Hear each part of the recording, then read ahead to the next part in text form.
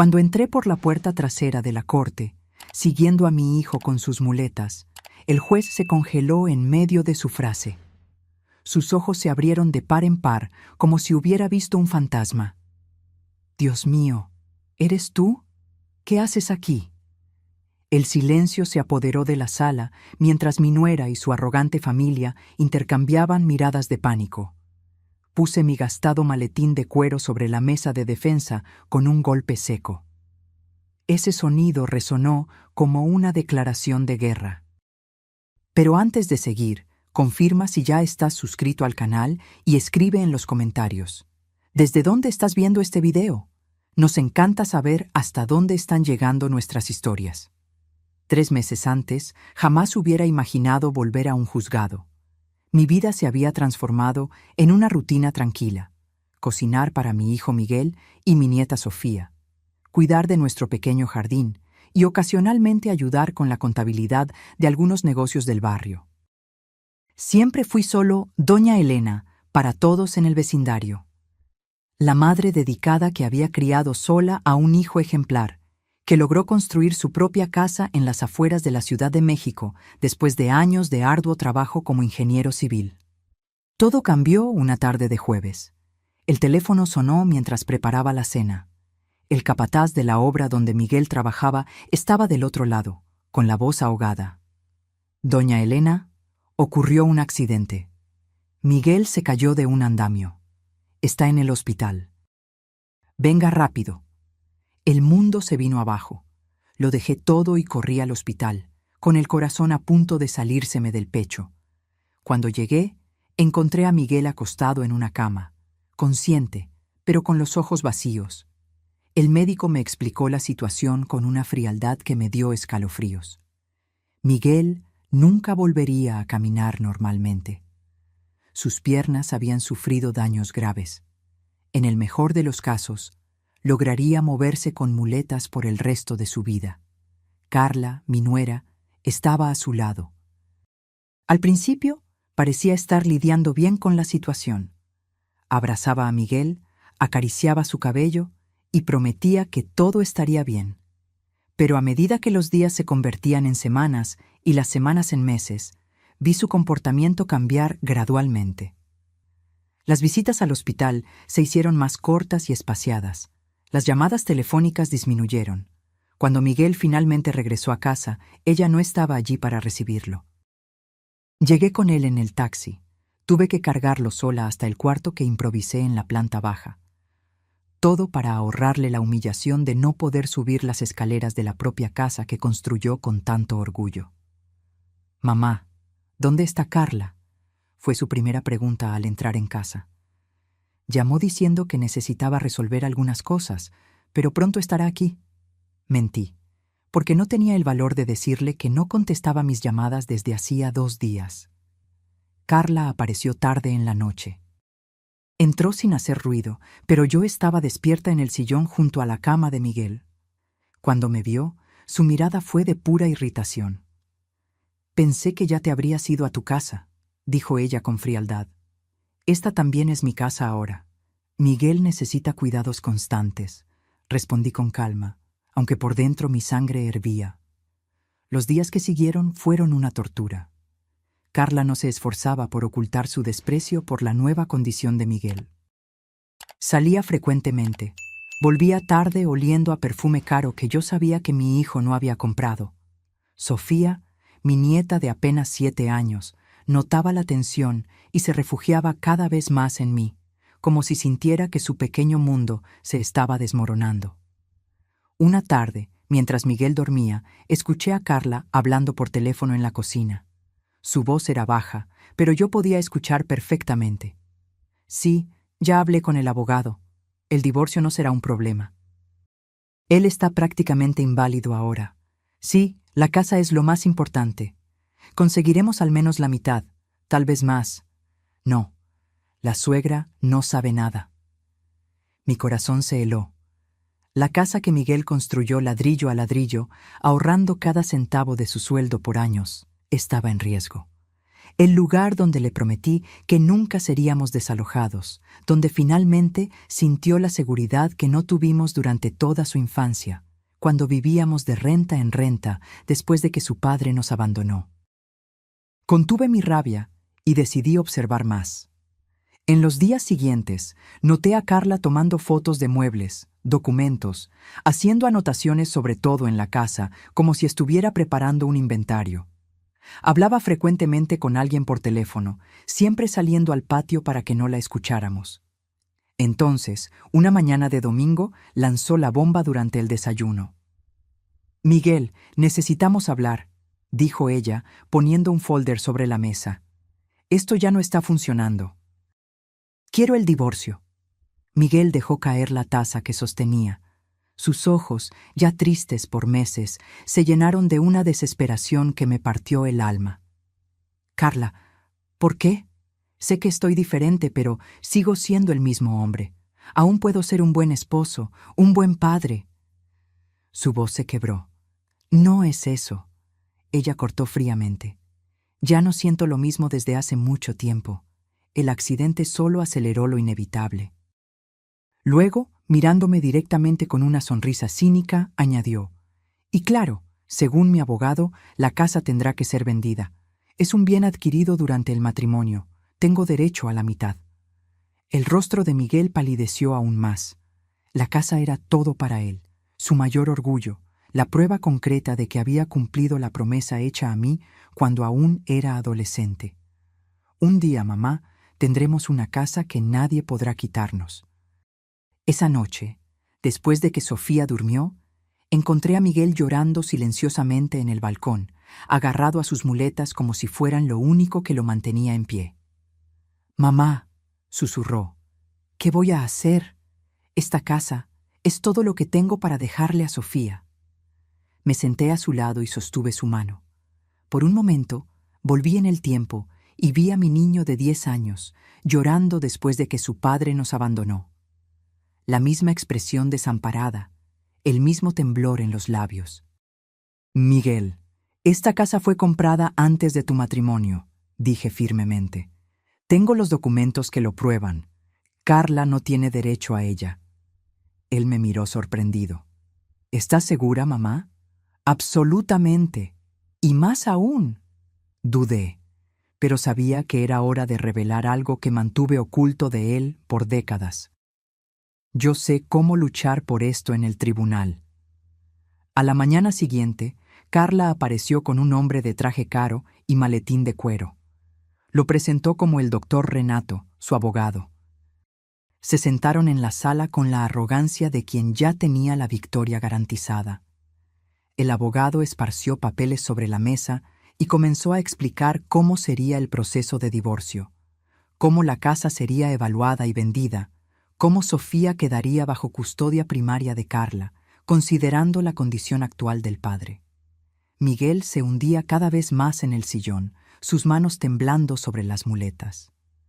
Antes de que yo pudiera decir algo, Sofía entró en la sala. Había escuchado todo detrás de la puerta. «No quiero irme con mami. Quiero quedarme con papi y la abuela», gritó ella, corriendo a los brazos de Miguel. El rostro de Carla se contorsionó de rabia. «Sofía, no seas ridícula. Tu padre ya no puede cuidarte. Míralo. Apenas puede cuidarse a sí mismo». Esas palabras fueron como una puñalada en el corazón de Miguel. Sus ojos se llenaron de lágrimas y abrazó a Sofía como si fuera la última vez. Fue en ese momento que algo dentro de mí despertó. Algo que yo había enterrado hacía más de 30 años. Me levanté, caminé hasta mi cuarto y volví con una caja de madera antigua. Dentro de ella, un broche dorado en forma de balanza, aún brillante a pesar de los años. «Doctor Renato», dije con una calma que me sorprendió incluso a mí misma, «creo que usted está cometiendo un grave error. Esta casa fue adquirida por mi hijo antes del matrimonio. Tengo todos los documentos que lo comprueban». El abogado sonrió con desdén. «Señora, con todo respeto, la jurisprudencia actual considera bienes adquiridos incluso poco antes del matrimonio como parte del patrimonio común. principalmente si fueron usados como residencia familiar. Eso no es cierto, rebatí con firmeza. El artículo 1659 del Código Civil es bien claro al respecto. Su sonrisa vaciló.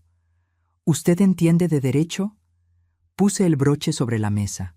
El símbolo de la barra de abogados brilló bajo la luz de la mañana. Más de lo que se imagina. El clima en la sala cambió instantáneamente. El doctor Renato tomó el broche, lo examinó por algunos segundos y luego me miró con una expresión diferente. Ya no había desdén, sino cautela. ¿Esto es suyo?, preguntó él. Fue mío por 20 años, antes de jubilarme. Carla rió nerviosamente. ¿Qué es esto? ¿Algún tipo de farol?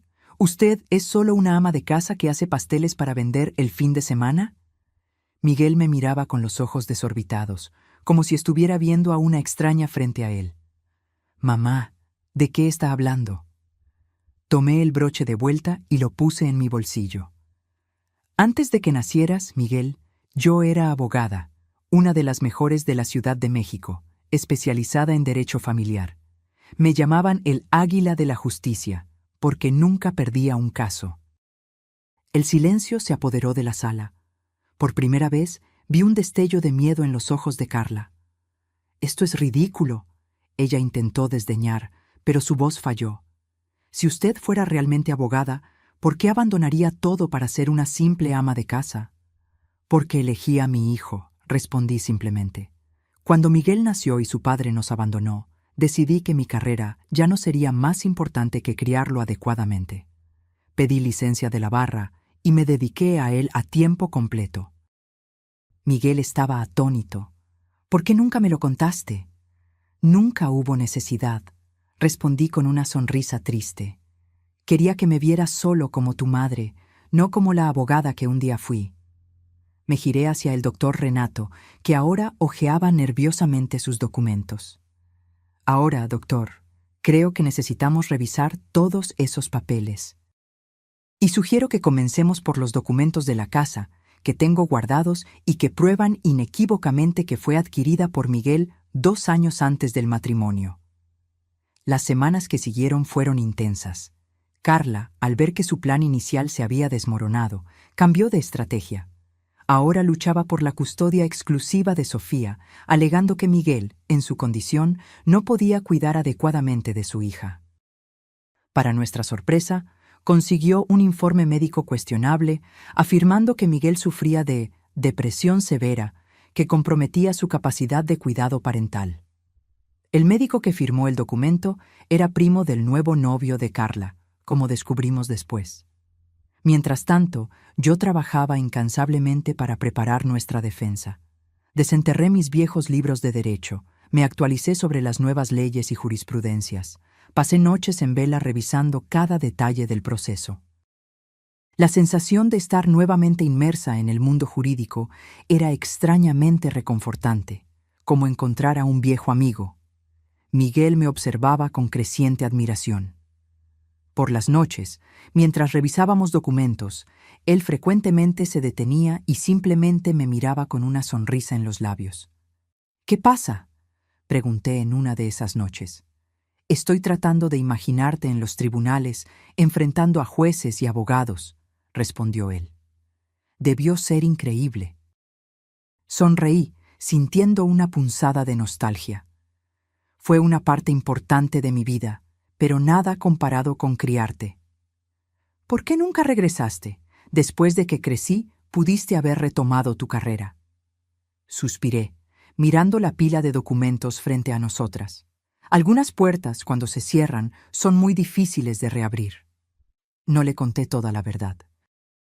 No mencioné el último caso que defendí, el escándalo que involucró a un juez corrupto, las amenazas que recibí, la decisión de desaparecer de la vida pública para proteger a mi hijo. Algunas heridas son demasiado profundas para ser expuestas, incluso después de tantos años. Cada día la audiencia se acercaba. Carla intensificó su campaña contra Miguel.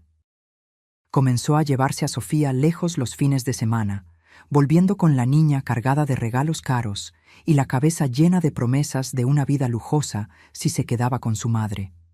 ¿Sabías que si te vienes a vivir conmigo, tendrás tu propia habitación con televisión? Escuché a Carla decirle a Sofía una tarde en que trajo a la niña de vuelta. Y podemos tener un perrito, el que siempre quisiste. Sofía, a sus 7 años, estaba confundida con toda la situación. Una noche, la encontré llorando en su cuarto. Me senté a su lado en la cama. «¿Qué pasa, mi amor?», pregunté, secando sus lágrimas. «Abuela, mami dijo que papi ya no puede cuidarme porque está enfermo de las piernas. ¿Es eso cierto?». Mi corazón se encogió. «Claro que no, cariño. Tu padre te ama más que a nada en el mundo. Sus piernas están lastimadas, pero su corazón y su cerebro están perfectamente sanos. Y es con ellos que él te cuida, ¿entiendes?». Sofía asintió, pero aún parecía preocupada. «Pero mami dijo que si le digo al juez que quiero quedarme con papi, todos vamos a ser pobres y a perder la casa». Aquello fue como un golpe en el estómago. Carla estaba manipulando a su propia hija, preparándola para mentir en el tribunal. Abracé a Sofía con fuerza, luchando contra la rabia que crecía dentro de mí. «Sofía, escucha bien. Solo tienes que decir la verdad, siempre la verdad. Y la verdad es lo que está en tu corazón. Nadie va a quitarnos esta casa, te lo prometo». En la víspera de la audiencia recibí una llamada inesperada. Era Marcia, una antigua secretaria de la oficina donde yo trabajaba. De alguna forma, ella había descubierto que yo volvería a un juzgado después de tantos años. «Elena, no vas a creer quién será el juez de tu caso», dijo ella con la voz llena de emoción. «Alberto Méndez». El nombre cayó como una bomba. Alberto había sido mi colega en la universidad, luego un joven abogado al que frecuentemente enfrenté en casos difíciles. Nuestra rivalidad era legendaria en los círculos legales de la Ciudad de México, y ahora él sería el juez que decidiría el destino de mi hijo y nieta. «¿Aún se acuerda de mí?», pregunté, sorprendida. Marcia se rió del otro lado de la línea. «Elena, nadie olvida al águila de la justicia, especialmente no a alguien que perdió contra ti tantas veces como Alberto». Esa noche no pude dormir. Me quedé en el balcón, observando las estrellas y pensando en cómo el destino da vueltas curiosas. 30 años atrás yo enfrentaba a Alberto en tribunales abarrotados, luchando por clientes ricos y poderosos. Ahora enfrentaría nuevamente un tribunal, pero luchando por el bien más preciado que tenía, mi familia. A la mañana siguiente, ayudé a Miguel a vestirse con su mejor traje. A pesar de las circunstancias, estaba elegante, la barba bien rasurada, el cabello peinado. Sofía estaba hermosa en su vestido azul, el cabello recogido con cintas que combinaban. «Estoy nervioso, mamá», confesó Miguel mientras ajustaba las muletas. «Yo también», admití. «Pero estaremos bien. Confía en mí». Llegamos al juzgado 1 hora antes de la hora marcada. Mientras subíamos las escaleras lentamente a causa de las muletas de Miguel, divisé a Carla llegando en un auto lujoso que ciertamente no era suyo. A su lado, un hombre alto y elegante que nunca habíamos visto antes. Ella sonrió al vernos, una sonrisa fría y calculadora.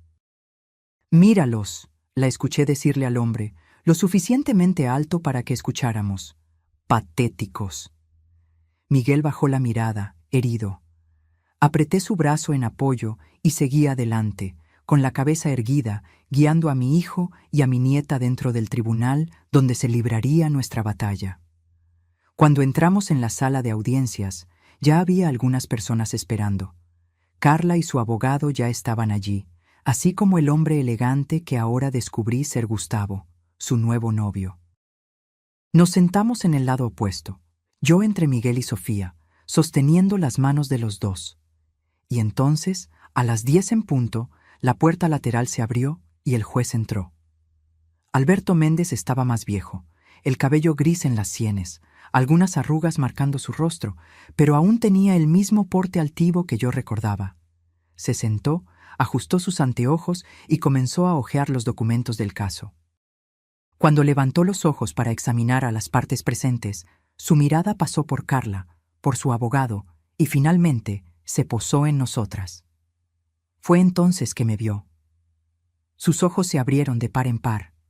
Dejó caer la pluma que sostenía. Por un momento pensé que iba a tener un ataque. «Dios mío», murmuró, tan bajo que casi no lo escuché. «¿Eres tú, Helena? ¿Qué estás haciendo aquí?» El silencio se apoderó de la sala. Todas las miradas se volvieron hacia mí, incluso la de Miguel, que parecía tan sorprendido como los demás por la reacción del juez. Me levanté con calma, me arreglé el blazer y respondí con una voz firme que no usaba desde hacía décadas. «Estoy aquí para defender a mi hijo, señor juez». El tribunal entero parecía haberse congelado. El juez Alberto Méndez me miraba como si estuviera viendo un fantasma. Por un momento, todos los años que pasaron desde que abandoné la abogacía desaparecieron, y éramos nuevamente los jóvenes abogados que cruzaban espadas en batallas jurídicas épicas. «Solicito un receso de 10 minutos», anunció Alberto, golpeando el martillo antes de que alguien pudiera protestar. Se levantó rápidamente y salió por una puerta lateral aún visiblemente afectado. El murmullo se apoderó de la sala inmediatamente. Vi a Carla inclinarse hacia el doctor. Renato, susurrando frenéticamente. El abogado parecía preocupado, consultando su tableta con urgencia. Miguel se giró hacia mí. «Mamá, ¿qué acaba de pasar? ¿Conoces al juez?» «Fuimos colegas hace mucho tiempo», respondí, tratando de sonar tranquila, aunque mi corazón estaba acelerado. «Competíamos mucho en el tribunal. Y por lo visto lo impresionabas», comentó Miguel, con una pequeña sonrisa formándose en sus labios por primera vez en días. Sofía tiró de mi manga. «Abuela, ¿por qué el juez se sorprendió tanto al verte?» Me agaché para quedar a su altura, porque, cariño, a veces las personas se sorprenden cuando ven a alguien del pasado. Antes de que Sofía pudiera hacer más preguntas, la puerta lateral se abrió nuevamente y Alberto regresó. Su rostro estaba más compuesto, pero sus ojos aún revelaban asombro cuando se posaban sobre mí. Se sentó, carraspeó y retomó la audiencia. Continuando. «Proceso de divorcio y custodia entre Carla Almeida y Miguel Santos», anunció, su voz ahora firme. «Veo que el demandado está siendo representado por...» Dudó por un momento. «Helena Santos». El doctor Renato se levantó inmediatamente. «Señor juez, necesitamos cuestionar la representación legal en este caso. La señora Helena Santos no posee registro activo en la barra de abogados desde hace décadas. No puede actuar como abogada». Alberto me miró, esperando mi respuesta. Me levanté con calma. «Señor juez, estoy aquí como asistente de defensa de mi hijo, no como abogada constituida. El Código de Procedimientos Civiles permite que parientes acompañen y auxilien en casos como este». Alberto asintió. «El pedido es procedente. La señora Helena puede permanecer al lado de su hijo para auxiliarlo en su defensa personal». El doctor Renato parecía frustrado, pero se sentó de nuevo. Carla me lanzó una mirada de puro odio. La audiencia prosiguió con el abogado de Carla presentando sus alegaciones.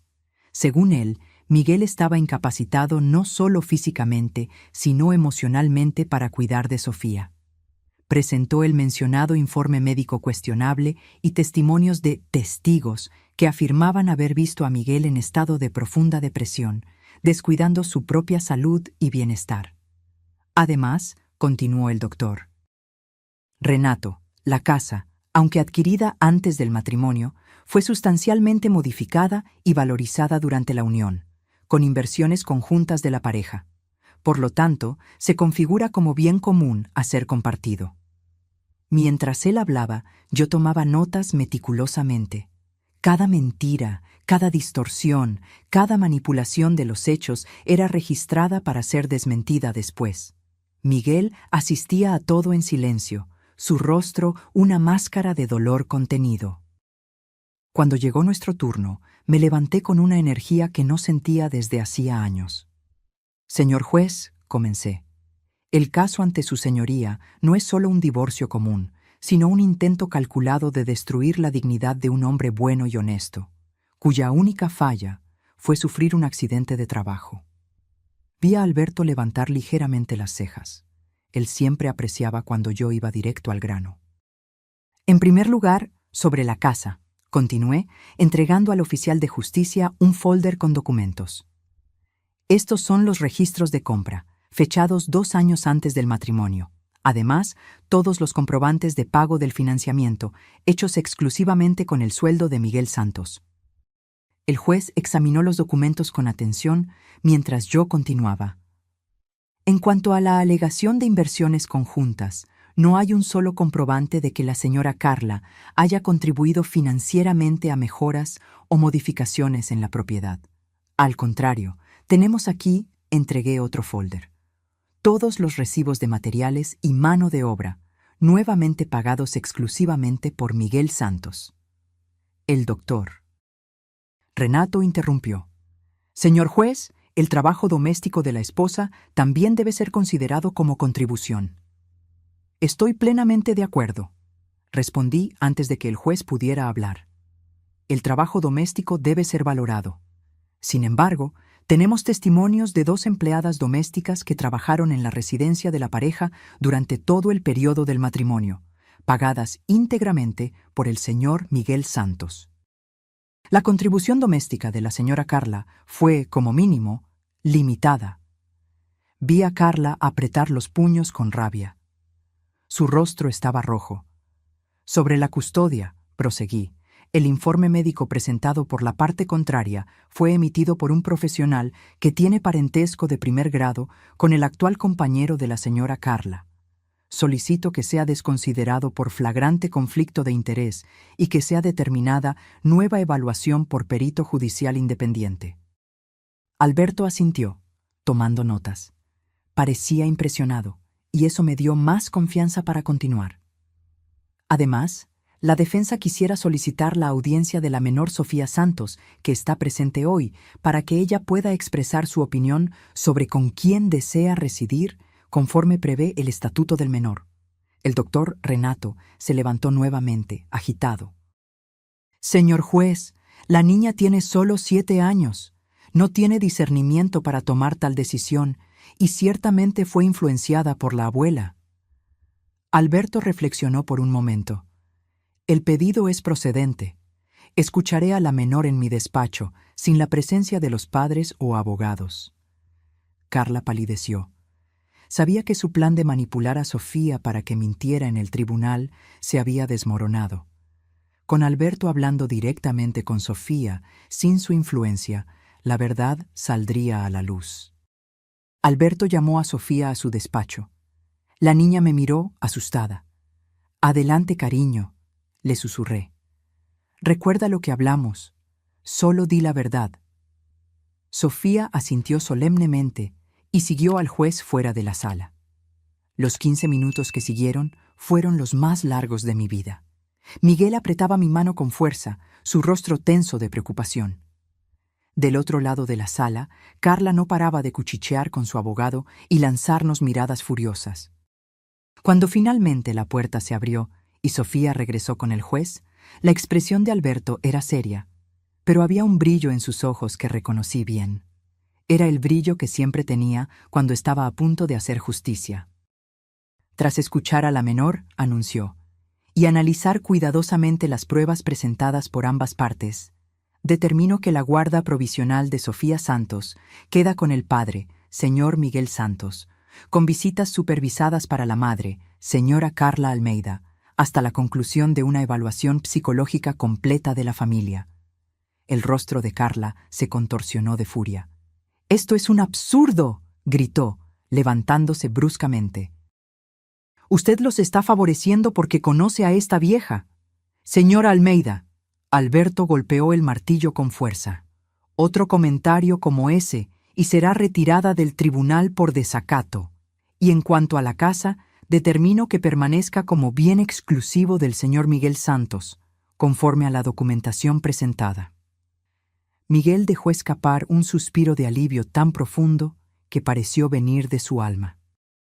Sofía corrió a abrazarlo, una inmensa sonrisa iluminando su carita que hacía semanas parecía tan triste. Mientras Alberto cerraba la sesión y marcaba la próxima audiencia, me di cuenta de que Carla y su abogado ya se preparaban para salir, derrotados. Antes de que pasaran por la puerta, sin embargo, Carla se giró y nos lanzó una última mirada. «Esto no ha terminado», dijo entre dientes. «Ustedes no saben con quién se están metiendo». Esa amenaza flotó en el aire como una nube oscura. Mientras abrazaba a Miguel y Sofía, sentí un escalofrío recorrer mi espalda. Carla tenía razón en una cosa. Aquello estaba lejos de terminar. Cuando salimos del juzgado, había reporteros esperando. De alguna manera, la noticia de que la legendaria Águila de la Justicia había regresado se había esparcido. Micrófonos fueron empujados en mi dirección, flashes disparados. Protegí a Miguel y Sofía lo mejor que pude, abriéndome paso entre la multitud. «Doña Elena, ¿es verdad que usted regresó a la abogacía después de 30 años? ¿Cómo se siente al enfrentar al juez Méndez nuevamente? ¿Por qué abandonó la carrera en el apogeo del éxito?» Ignoré todas las preguntas, enfocada solo en llevar a mi familia a casa a salvo. Pero cuando finalmente llegamos al auto, una última pregunta me golpeó como una flecha. «Doña Elena, ¿usted cree que el caso Monteiro puede finalmente ser reabierto después de todos estos años?» Me detuve de repente. Mi sangre se heló en las venas. El caso Monteiro. El caso que me forzó a abandonarlo todo. El caso que me hizo temer por la vida de mi hijo. El caso que pensé que estaba enterrado hacía 3 décadas. De alguna manera, el pasado que tanto intenté dejar atrás me había encontrado nuevamente. La mención al caso Monteiro me persiguió el resto del día. Mientras preparaba la cena para Miguel y Sofía, intentaba disimular mi inquietud, pero mis pensamientos estaban 30 años en el pasado. Carlos Monteiro había sido uno de los hombres más poderosos de la Ciudad de México en la década de los 90. Empresario, dueño de constructoras, desarrolladoras y, secretamente, de un imperio de lavado de dinero que se extendía por todo el país. Parecía intocable, protegido por políticos corruptos y jueces comprados, hasta que una joven abogada ambiciosa se cruzó en su camino. Yo. Fue el mayor caso de mi carrera. Representaba a la esposa de Monteiro en su divorcio, una mujer asustada que finalmente había tenido el valor de dejarlo después de años de abuso. Durante la investigación patrimonial, descubrí documentos que incriminaban a Monteiro en una red de corrupción que involucraba a jueces, fiscales y empresarios. Hice lo que creía correcto. Anexé todo al proceso y denuncié a la fiscalía. Lo que siguió fue una pesadilla. Monteiro usó todo su poder para destruirme. Sobornó al juez del caso, quien desconsideró todas las pruebas. Fui acusada de falsificación de documentos, difamación, y casi pierdo mi licencia para ejercer. Pero lo peor fueron las amenazas, notas anónimas describiendo la rutina de Miguel, entonces con solo 5 años, en la escuela. Fotografías nuestras tomadas sin nuestro conocimiento. Un mensaje claro: retrocede o sufre las consecuencias. Una noche, al llegar a casa, encontré la puerta forzada y, en el cuarto de Miguel, un oso de peluche con la cabeza decapitada. Fue cuando decidí que ningún caso valía la vida de mi hijo. Renuncié al proceso, pedí licencia de la barra de abogados y desaparecimos. Cambiamos de barrio, cambié mi apellido de vuelta al de soltera y me convertí solo en Doña Elena, la madre dedicada que hacía pasteles para complementar los ingresos. Monteiro murió hace 10 años. Pero su influencia y su red de corrupción ciertamente sobrevivieron a él. Y ahora, por algún motivo, ese fantasma había resurgido. «Mamá, ¿estás bien?» La voz de Miguel me trajo de vuelta al presente. Él me observaba desde la puerta de la cocina, apoyado en sus muletas. «Sí, hijo, solo estoy cansada». Forcé una sonrisa. Fue increíble hoy, ¿sabes? Miguel se acercó, sus ojos brillando de admiración. Cuando el juez te vio, parecía que estaba viendo una leyenda viva. Sonreí, esta vez genuinamente. Alberto y yo tuvimos muchas batallas en el pasado. Él era brillante, pero muchas veces estaba del lado equivocado de la justicia. Y ahora él es juez.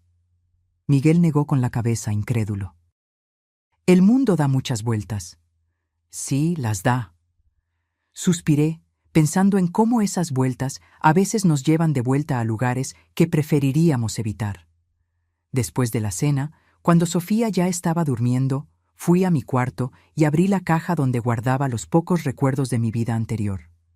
En el fondo, escondido bajo papeles amarillentos, estaba una memoria USB que no tocaba desde hacía décadas.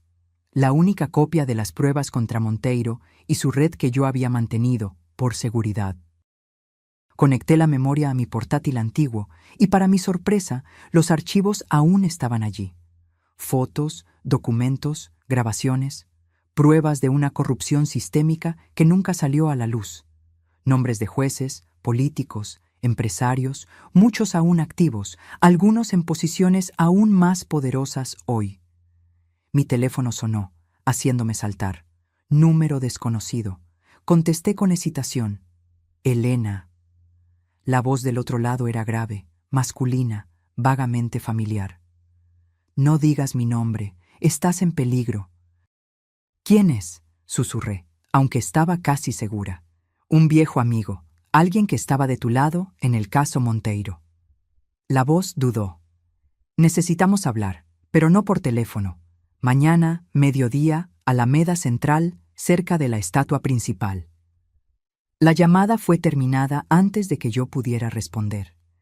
Mi corazón latía tan fuerte que parecía querer salirse del pecho. Ricardo Novaes, el fiscal que me había apoyado en el caso Monteiro antes de también ser amenazado y transferido a un pueblito en el interior. Él también había abandonado la lucha, como yo. Pero, ¿por qué buscarme ahora? Pasé la noche en vela, pensando. A la mañana siguiente, cuando Miguel despertó, le dije una mentira, que necesitaba ir al centro a resolver asuntos relacionados con el proceso. Él se ofreció a ir conmigo, pero insistí en que se quedara con Sofía. ¿Está pasando algo, mamá?, preguntó él, preocupado. Estás extraña desde ayer. Nada de qué preocuparse, mentí nuevamente, odiándome por eso. Solo nerviosa con el avance del proceso. Llegué a la Alameda Central 20 minutos antes de lo acordado. El lugar estaba abarrotado, como siempre. Elegí una banca con buena vista de la estatua principal y esperé, observando cuidadosamente a cada persona que pasaba. Puntualmente al mediodía, un hombre de cabello gris y traje sencillo se sentó a mi lado. Tardé algunos segundos en reconocer a Ricardo Novaes. Había envejecido mucho, el rostro marcado por arrugas profundas, los hombros encorvados. «Elena», murmuró, sin mirar directamente hacia mí. «No tenemos mucho tiempo». «¿Por qué me buscaste, Ricardo? ¿Qué está pasando?» Él suspiró profundamente. «Te vi en las noticias ayer. El águila de la justicia regresa, están diciendo. Y no fui el único que te vio». Un escalofrío recorrió mi espalda. ¿Quién más? Gustavo Mendonça. El nombre cayó como una bomba. Gustavo había sido el brazo derecho de Monteiro, su abogado, el hombre que orquestó toda la operación para destruirme 30 años atrás. Un hombre cruel, calculador, al que no le importaban los medios con tal de alcanzar sus fines. ¿Aún está activo?, pregunté, sintiendo la boca seca.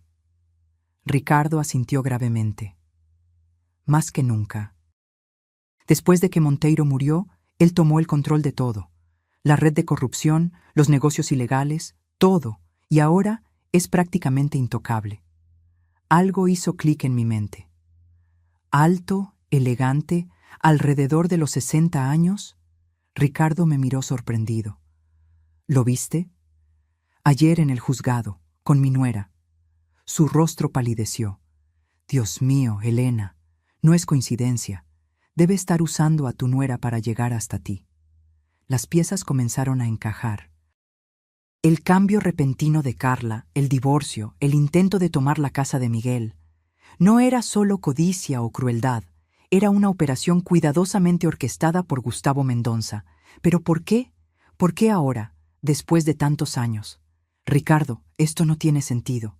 ¿Por qué le importaría a Gustavo lo que yo haga ahora? El caso Monteiro está muerto y enterrado hace décadas. Ricardo se inclinó más cerca. No lo está.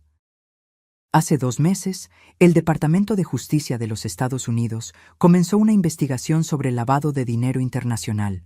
Están siguiendo el mismo rastro que tú encontraste 30 años atrás, solo que ahora a una escala mucho mayor. Mi corazón dio un salto, y las pruebas que yo tenía serían suficientes para derribar no solo a Gustavo, sino a la mitad del poder judicial de la capital y a varios políticos poderosos. Ricardo miró nerviosamente a su alrededor. Gustavo debe haber descubierto que guardaste copias, y ahora que reapareciste públicamente, él quiere asegurarse de que no voy a entregarlas.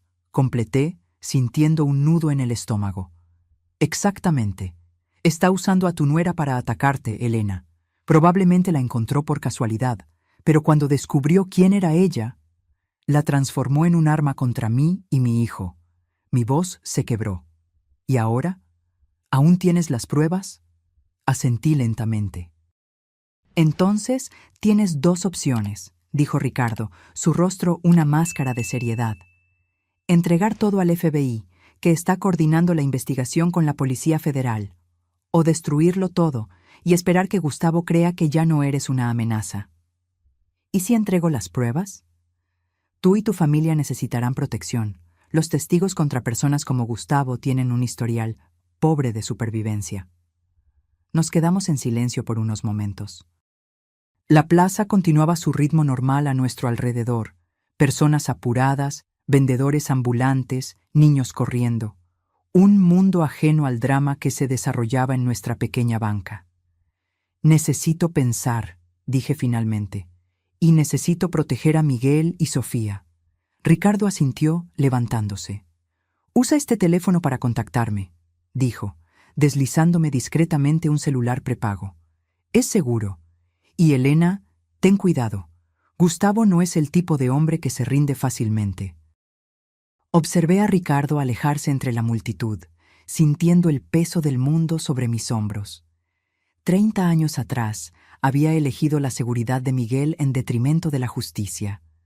Ahora, estaba nuevamente ante el mismo dilema, solo que esta vez, la amenaza ya estaba dentro de nuestra casa, en la forma de Carla y su nuevo novio.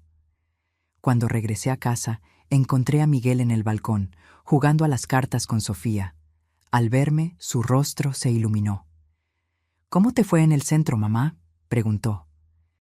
«Productivo», respondí vagamente. «Miguel, necesitamos hablar. Sobre Carla». Él suspiró, la sonrisa desapareciendo. «¿Descubriste algo nuevo?» «Sofía, cariño», me dirigí a mi nieta. «¿Puedes ir por ese pastel de chocolate a la cocina para nosotros?» La niña asintió alegremente y corrió adentro. Cuando estuvo lo suficientemente lejos, me senté al lado de Miguel. «Hijo, ¿llegaste a conocer al nuevo novio de Carla? ¿Gustavo?» Miguel frunció el ceño. «Solo de vista». «¿Por qué? ¿Sabes a qué se dedica? ¿De dónde lo conoce?» Carla dijo que es empresario, dueño de constructoras o algo así. Lo conoció en una fiesta de trabajo, creo. Miguel me miraba confuso. «Mamá, ¿qué está pasando?» Hesité. Contarle toda la verdad a Miguel significaría involucrarlo en un peligro que no pedía ni merecía. Pero mantenerlo en la oscuridad podría ser aún más peligroso. «Miguel, ¿recuerdas que te conté que abandoné la abogacía para dedicarme a ti?» Él asintió. No fue toda la verdad.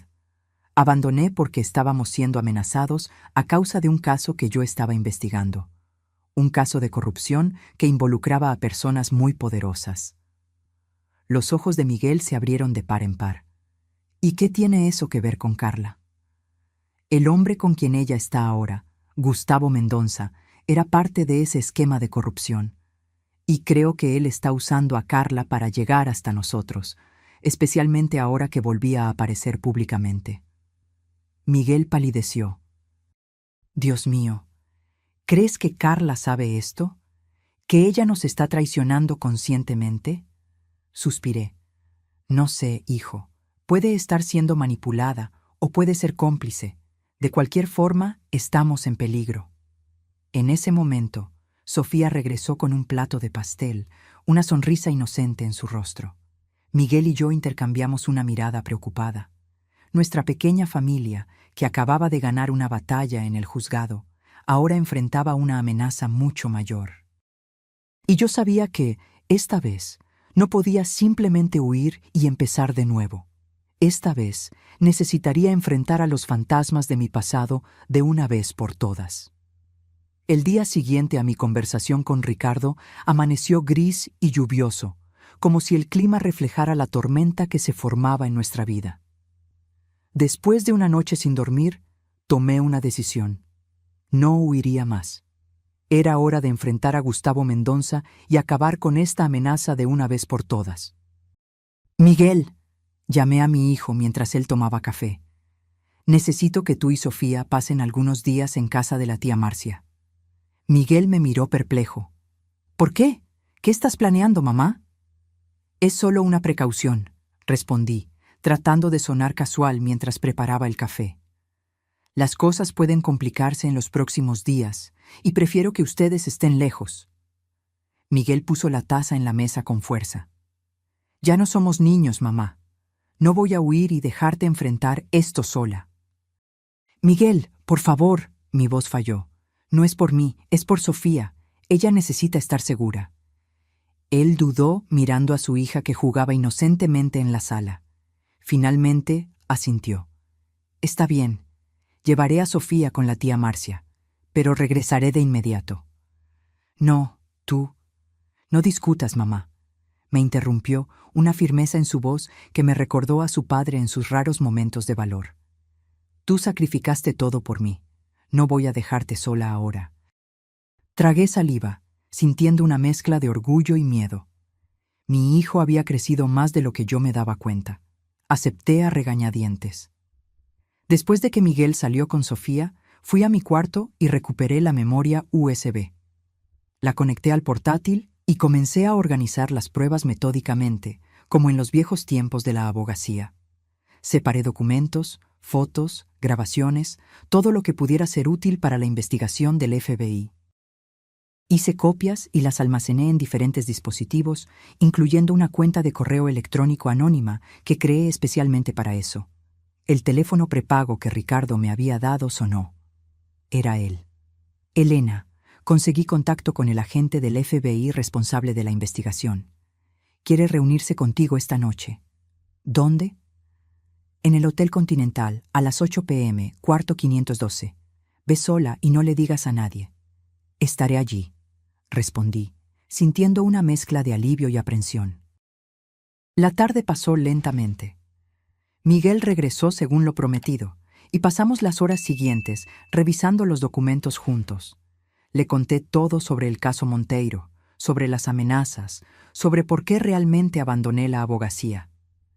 Él escuchó en silencio, sus ojos abriéndose de par en par, ocasionalmente con las revelaciones. «¿Por qué no me lo contaste antes?», preguntó cuando terminé. «Quería protegerte», respondí sinceramente. «Quería que tuvieras una vida normal, sin miedo». Miguel negó con la cabeza, una sonrisa triste en sus labios. «Renunciaste a todo por mí. Tu carrera, tu identidad, todo». «Y lo haría de nuevo», respondí, sosteniendo su mano. «Eres lo mejor que me ha pasado en la vida, Miguel». A las 7:30 p.m. salí para encontrarme con el agente del FBI. Miguel insistió en acompañarme hasta el hotel, a pesar de la dificultad con las muletas. Lo dejé en el vestíbulo, prometiendo volver en una hora. Subí hasta el 5º piso, mi corazón latiendo fuerte. El pasillo estaba desierto y silencioso. Me detuve frente al cuarto 512 y llamé suavemente. Nadie respondió. Llamé de nuevo, más fuerte. Silencio. Un escalofrío recorrió mi espalda. Algo andaba mal. Intenté el picaporte y, para mi sorpresa, la puerta no estaba cerrada. La abrí lentamente, preparada para retroceder si era necesario. El cuarto estaba oscuro. Tanteé la pared en busca del interruptor y encendí la luz. Lo que vi me hizo congelar. Ricardo estaba tirado en el suelo, un charco de sangre extendiéndose bajo su cuerpo. Corrí hacia él, pero un rápido toque en su cuello confirmó mi temor. No había pulso. Ricardo estaba muerto. Antes de que pudiera procesar el horror de la escena, escuché un ruido detrás de mí. Me giré rápidamente. Gustavo Mendonça estaba parado en la puerta del baño, una sonrisa fría en su rostro envejecido, pero aún cruel. Elena Vieira, dijo lentamente, saboreando mi antiguo nombre. O debo decir, Águila de la Justicia. ¿Cuánto tiempo? Me levanté lentamente, manteniendo los ojos fijos en él. No había señal de arma, pero eso no significaba que no estuviera armado. Gustavo, respondí, manteniendo mi voz firme a pesar del miedo. ¿Por qué no me sorprende que estés detrás de todo esto? Él se rió, un sonido áspero y sin humor. Los viejos hábitos son difíciles de abandonar, al igual que las viejas amenazas. Sus ojos se entrecerraron. Debiste haber permanecido olvidada, Elena. Y tú deberías estar en la cárcel, repliqué, junto con todos los jueces y políticos que tú y Monteiro compraron. Gustavo dio algunos pasos por el cuarto, rodeándome como un depredador. Carlos era un visionario, ¿sabías? Construyó un imperio, y cuando murió, me lo dejó todo, excepto un problema. Tú y tus malditas pruebas. ¿Entonces ese es eso? Después de todos estos años, ¿aún temes que yo exponga tus crímenes? No es miedo, Elena. Es prudencia. Los americanos están investigando, husmeando por ahí. Si te encuentran, si descubren lo que sabes. Dejó la frase en el aire. No puedo permitirlo. Di un paso hacia la puerta, calculando mis posibilidades. ¿Qué quieres, Gustavo? Pregunté, ganando tiempo. ¿Las pruebas? Ya no las tengo. Destruí todo hace años. Sus ojos brillaron peligrosamente. Ambos sabemos que eso es mentira, Elena. Siempre fuiste demasiado meticulosa como para no tener un seguro. Se acercó más. ¿Dónde están las pruebas? Lejos de tu alcance, respondí. Y si algo me sucede, serán entregadas automáticamente a las autoridades. Era un farol, pero mi única oportunidad. Gustavo dudó, sopesando mis palabras. Siempre la misma jugadora inteligente, murmuró. Pero olvidas que ahora tengo una ventaja que no tenía antes. ¿Cuál? Tu hijo y tu nieta. Su sonrisa se ensanchó al ver el pánico en mi rostro. Oh, no te preocupes, están bien, por ahora. Pero vas a entregarme todas las pruebas, o la próxima persona en el suelo será tu precioso Miguel. Mi sangre se heló. Si los tocas, eso depende enteramente de ti, Elena. Sacó un celular del bolsillo. Una llamada, es todo lo que necesito hacer. Estaba acorralada. Si entregaba las pruebas, no habría garantía de que Gustavo nos dejaría en paz. Ciertamente me mataría, como mató a Ricardo. Pero si me negaba, Miguel y posiblemente Sofía estarían en peligro inmediato. En ese momento, escuché un ruido en el pasillo. Pasos, voces. Gustavo también escuchó y se giró rápidamente hacia la puerta. Fue el momento de distracción que yo necesitaba. Con un movimiento rápido que no sabía que aún poseía a mis 60 años, avancé sobre él. No era una mujer fuerte, pero la adrenalina y la desesperación me dieron fuerza suficiente para empujarlo contra la pared. Su celular cayó al suelo. Lo pateé lejos y corrí hacia la puerta. Gustavo se recuperó rápidamente y vino detrás de mí, agarrando mi brazo con fuerza. «¡No vas a ir a ninguna parte!», gritó, su rostro contorsionado de rabia. Luchamos brevemente. Yo intentaba soltarme mientras él intentaba arrastrarme de vuelta al cuarto. Fue cuando escuché una voz familiar. «¡Suelta a mi madre!». Miguel estaba en el pasillo, apoyado en sus muletas, el rostro pálido pero determinado. A su lado, para mi completa sorpresa, estaba el juez Alberto Méndez. Gustavo se congeló, sus ojos abriéndose de par en par al ver a Alberto. «Méndez», susurró, «¿qué demonios estás haciendo aquí?» Alberto avanzó, su postura imponente a pesar de la edad, haciendo lo que debía haber hecho 30 años atrás Mendonça. Mi conciencia finalmente habló más alto que mi miedo. Por un momento, no entendí lo que estaba pasando. Entonces, la realidad me golpeó. Alberto había sido uno de los jueces comprados por Monteiro y Gustavo. Era por eso que había archivado mi caso contra Monteiro tantos años atrás. «Tú...» comencé, pero no pude terminar la frase. Alberto me miró con vergüenza en los ojos. «Cuando te vi en el juzgado ayer, Elena, supe que era mi oportunidad de redención. Tu hijo me buscó hoy, preocupado. Me contó sobre tu reunión sospechosa. Vine de inmediato». Gustavo se rió amargamente. «¿Entonces vas a volverte contra mí ahora, Alberto? ¿Después de todos estos años aceptando mi dinero? Hipócrita». «Es tarde para mí», respondió Alberto con calma, «pero no para hacer lo correcto». Sacó su celular del bolsillo. «La policía está en camino, Gustavo. Se acabó». Gustavo miró a su alrededor, como un animal acorralado. Entonces, en un movimiento desesperado, me empujó con fuerza y corrió en dirección a las escaleras de emergencia. Alberto intentó interceptarlo, pero Gustavo fue más rápido y desapareció por la puerta de las escaleras. Miguel se acercó rápidamente, apoyándose en sus muletas, y me abrazó. «Mamá, ¿estás bien? Me preocupé cuando tardaste. El juez Méndez apareció en el hotel preguntando por ti y...» «Estoy bien», respondí, aún temblando. «Pero Ricardo...»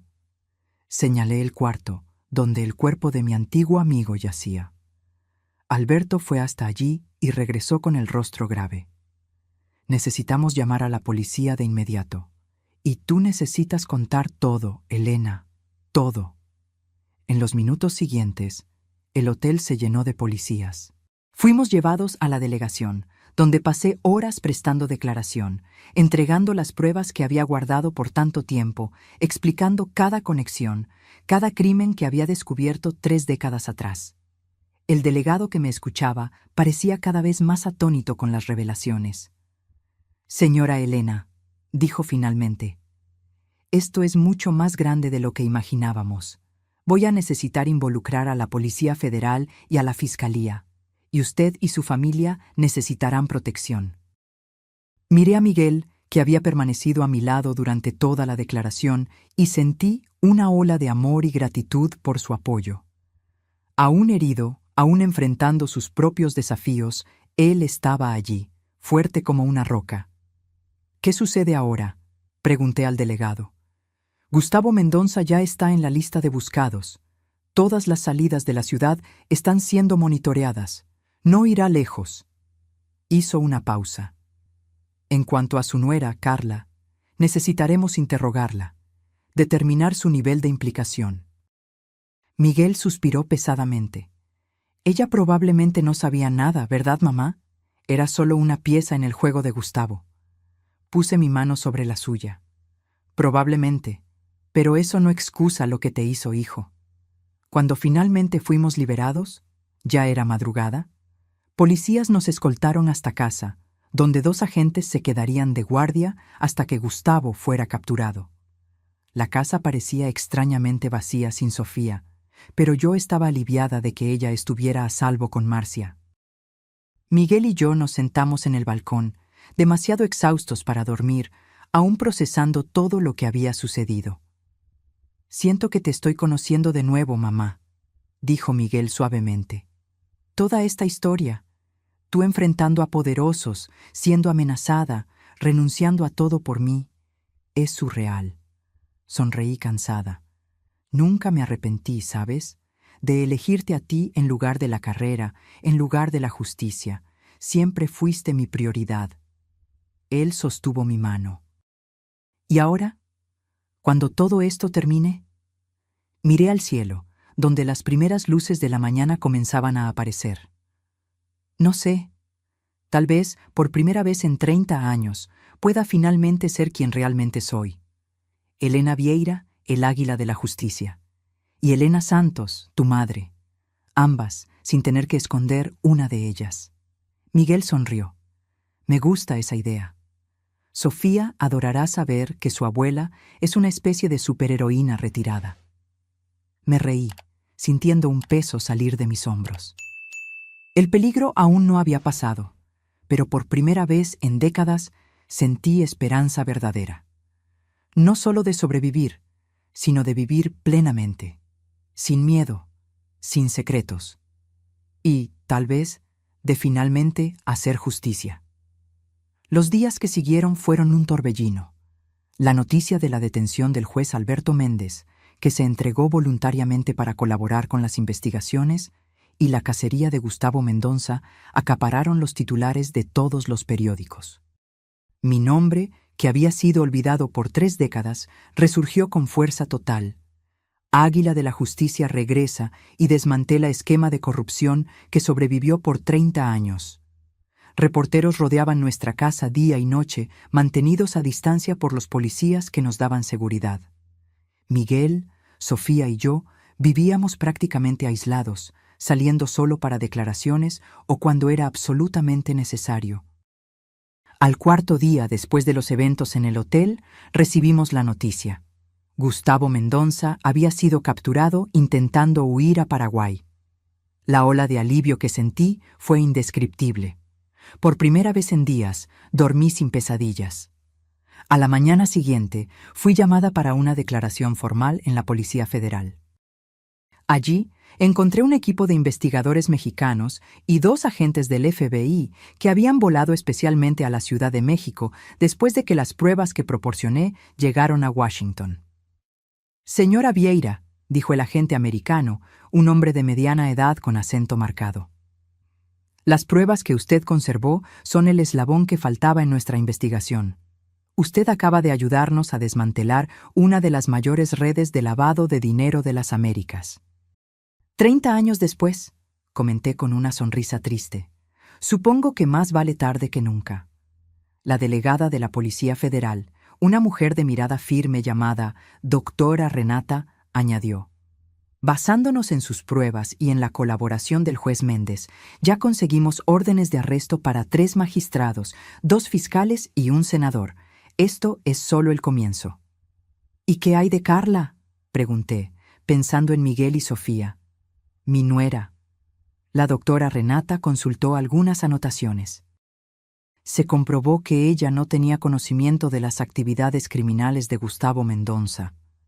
Él la manipuló como hizo con tantos otros. Sin embargo, hizo una pausa, mirándome directamente. Las grabaciones que usted proporcionó, donde ella instruye a la menor a mentir en el tribunal, configuran delito de alienación parental. Responderá por ello. Asentí, con sentimientos encontrados. No le deseaba mal a Carla, a pesar de todo. Había herido a Miguel profundamente, intentado quitarnos nuestro hogar, pero en el fondo era solo otra víctima de Gustavo, manipulada por promesas de una vida lujosa. Cuando regresé a casa esa tarde, encontré a Miguel y Sofía en el balcón. Mi nieta corrió a abrazarme tan pronto me vio. «Abuela, papi dijo que eres una heroína, que atrapaste a hombres malos». Me reí, abrazándola con fuerza. No soy exactamente una heroína, cariño. Solo hice lo que tenía que hacerse. Miguel sonrió, apoyado en sus muletas. Para nosotros lo eres. Siempre lo has sido. Esa noche, mientras Sofía dormía, Miguel y yo conversamos largamente sobre el futuro. Las investigaciones continuarían por meses, tal vez años. Nuestras vidas nunca volverían a ser las mismas. Estoy pensando en volver a la abogacía, le confesé, casi avergonzada por admitir ese deseo a mis 60 años. Reactivar mi licencia. Miguel asintió, sin sorpresa. Sabía que dirías eso. Vi cómo tus ojos brillaban en el tribunal, mamá. Era como si hubieras reencontrado una parte perdida de ti misma. Es una locura, ¿verdad?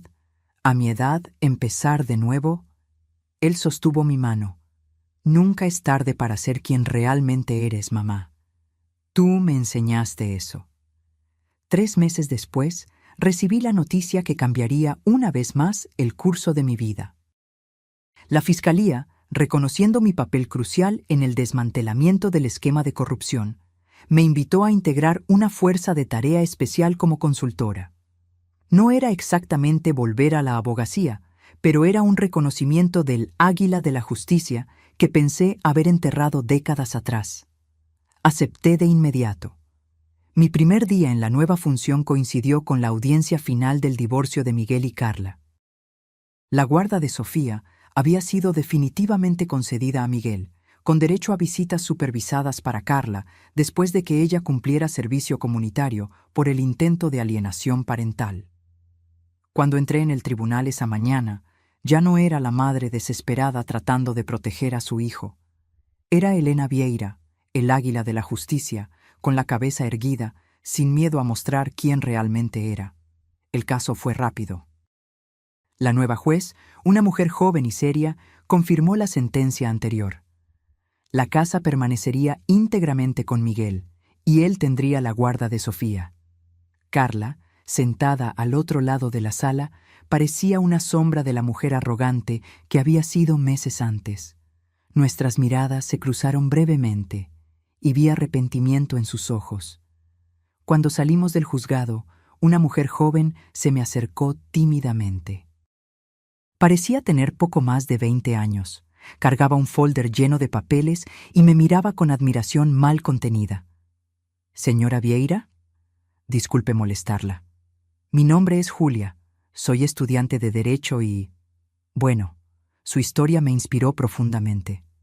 Ella dudó, nerviosa. Estoy escribiendo mi tesis sobre mujeres que desafiaron sistemas corruptos en la justicia mexicana. ¿Usted aceptaría concederme una entrevista? Miré a aquella joven, viendo en ella el reflejo de lo que yo había sido décadas atrás. Llena de ideales, determinada a hacer la diferencia. La Elena Vieira que nunca realmente murió, solo esperó pacientemente por su momento de renacer. Sería un honor, respondí sonriendo. A la semana siguiente, recibí otra llamada inesperada. Era la barra de abogados, invitándome a dar una conferencia sobre ética jurídica para nuevos abogados. Al colgar, sentí una emoción que no experimentaba desde hacía mucho tiempo. Propósito renovado. Miguel notó el cambio en mí de inmediato. Mientras cenábamos, comentó: «Pareces más joven, mamá. Tus ojos están diferentes». «¿Cómo que diferentes?» «Vivos, brillantes, como si hubieran recuperado algo que perdieron hace mucho tiempo». Sonreí sabiendo que él tenía razón. «Sabes, por 30 años viví solo como tu madre, y fue la mejor parte de mi vida, no me malinterpretes. Pero había una parte de mí que estaba dormida, esperando». «El águila de la justicia», completó él. «Sí, y ahora por primera vez siento que puedo ser las dos, tu madre y la abogada que siempre fui en el fondo de mi corazón, sin tener que elegir, sin tener que sacrificar una por la otra». Miguel asintió, pensativo. «Creo que entiendo. Es como me siento con el accidente». Miró sus piernas, a las muletas apoyadas en la silla a un lado. Al principio, pensé que había perdido todo.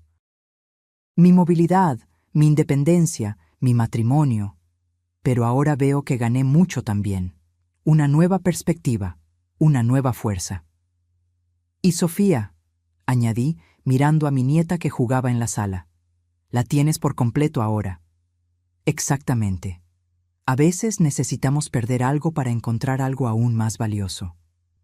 Un mes después de la audiencia final, estacioné mi auto frente a un edificio que no visitaba desde hacía 3 décadas, la sede de la barra de abogados.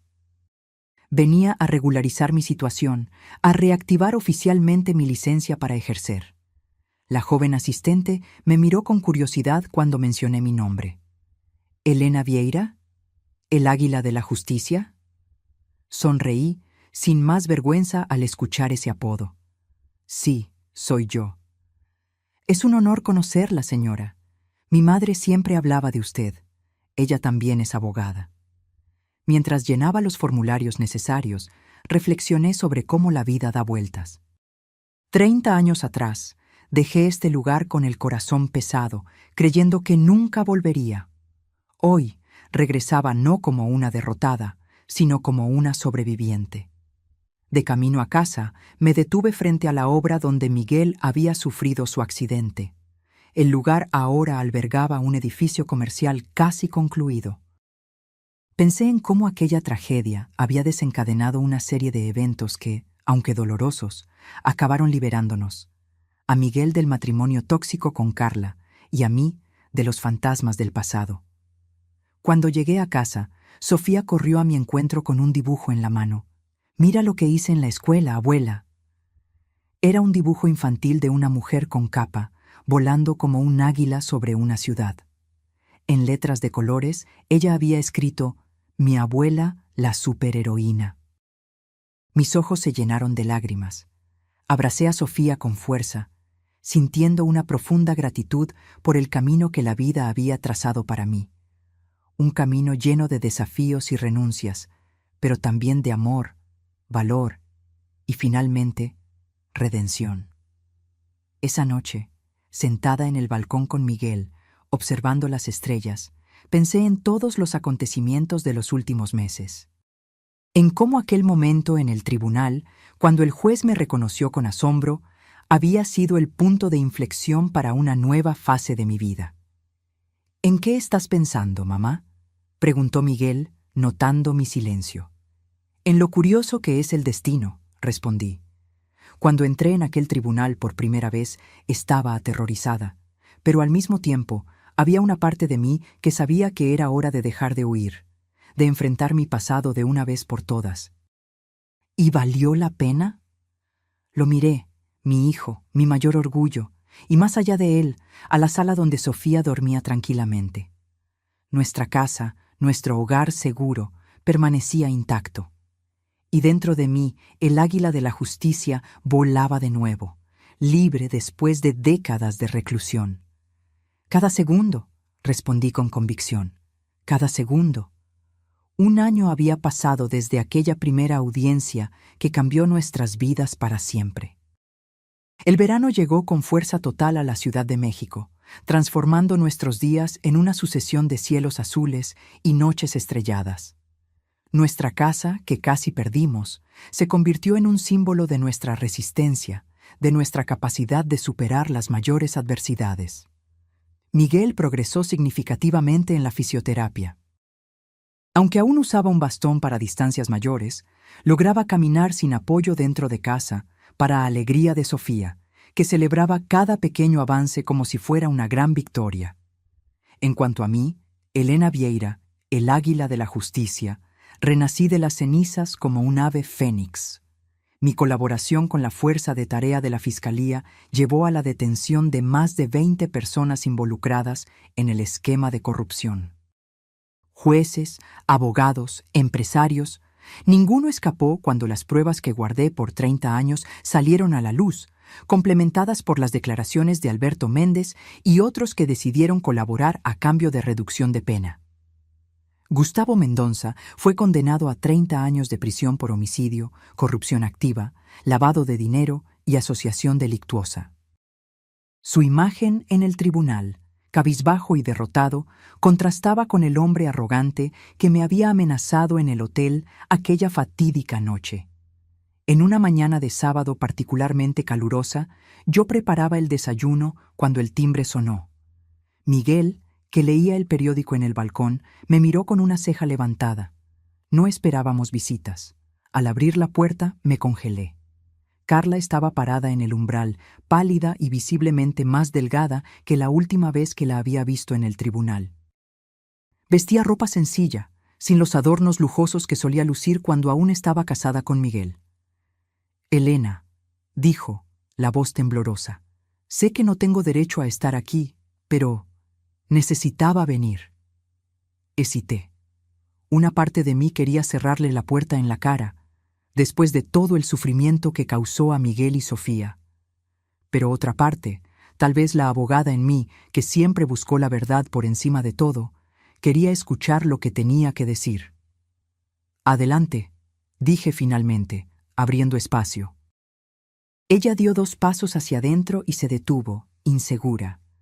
Sus ojos recorrieron la sala, deteniéndose en las fotos familiares, en los juguetes de Sofía esparcidos, en las muletas de Miguel apoyadas en una esquina, rara vez usadas ahora. Miguel apareció en la puerta del balcón, apoyado en su bastón. Su rostro se transformó al ver a Carla, no en rabia o rencor, como yo esperaría, sino en una serenidad sorprendente. «Carla», dijo, sin emoción. «¿Qué haces aquí?»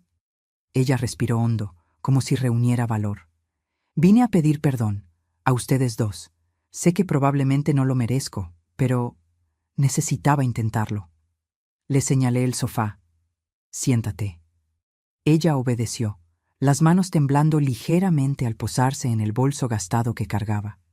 Miguel se sentó en el sillón de enfrente y yo me posicioné a su lado, protectora como siempre.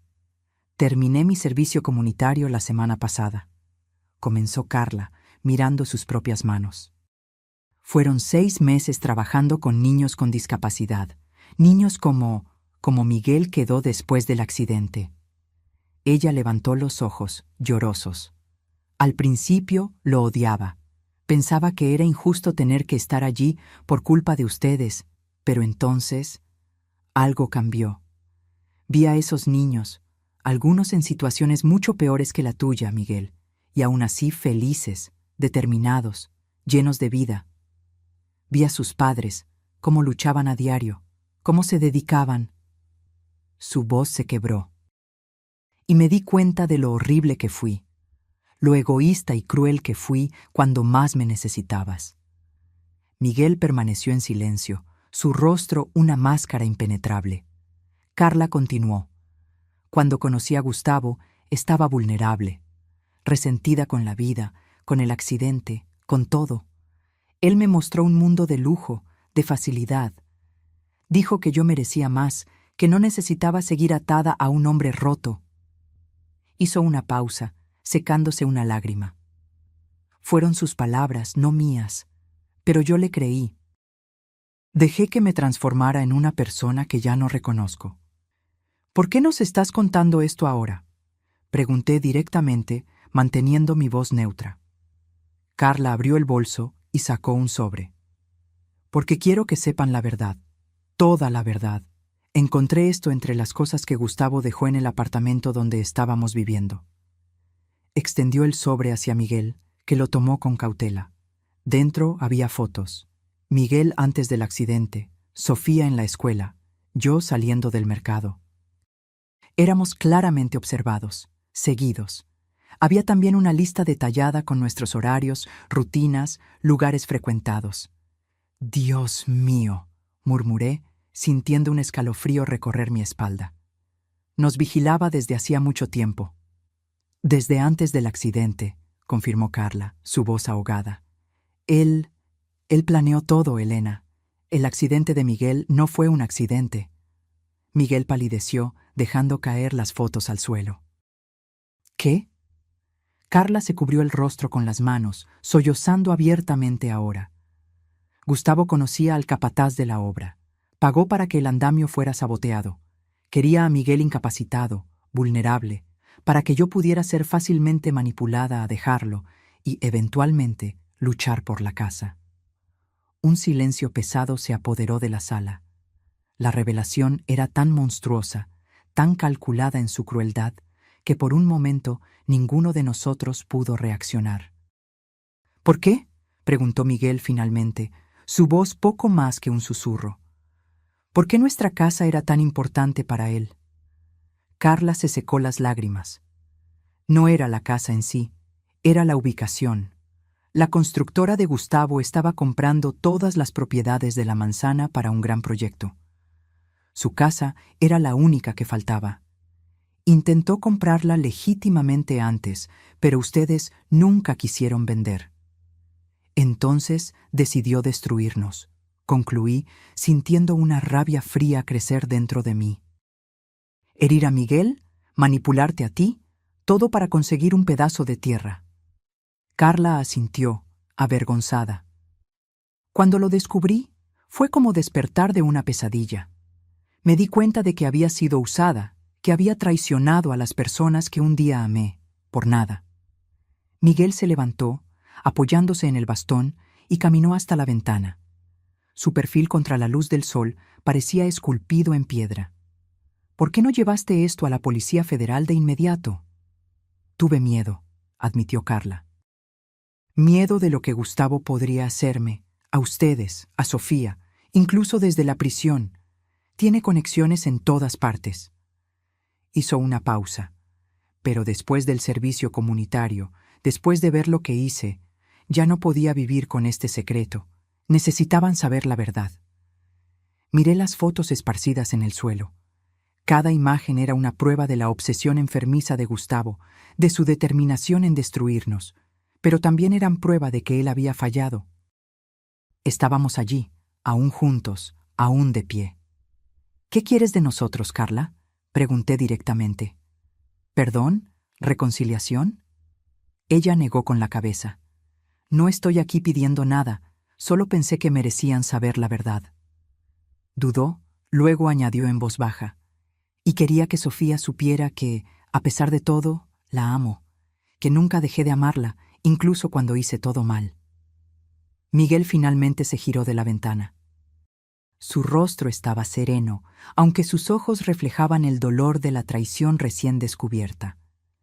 Sofía está en casa de una amiga hoy, pero podemos hablar sobre un nuevo arreglo para tus visitas, sin supervisión tal vez.